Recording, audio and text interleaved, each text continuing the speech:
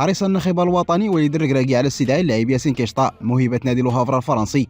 لصفوف المنتخب المغربي ليكون بذلك من بين الوجوه الجديدة التي ضمها ربان الأسود لصفوف المنتخب المغربي. ويبلغ كيشطا من العمر 21 سنة، حيث ازداد بالعاصمة الفرنسية باريس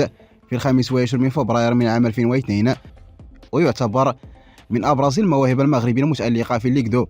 ويشغل مركز وسط الميدان ويرتبط بعقد احترافي مع فريقه إلى غاية يونيو من عام 2025. وتلقى ياسين التكوين في نادي لو هافر، حيث تدرج في صفوف فئة أقل من 19 سنة إلى غاية فريق الرديف ثم الفريق الأول، والذي يبصم مع هذا الموسم على مستويات جيدة برسمية لا تناقش في تشكيلة فريقه الفرنسي. وقبل فتح المجال أمام ياسين للعب رفقة المنتخب فقد سبق له حمل قميص الأشبال، ما يؤكد أنه سينضم لعرين الأسود وسيحرص على تقديم أفضل ما يملك من أجل التألق مع الفريق الوطني بعدما نجح في إقناع الركراكي بمؤهلته عقب مراقبته في الآونة الأخيرة بفرنسا.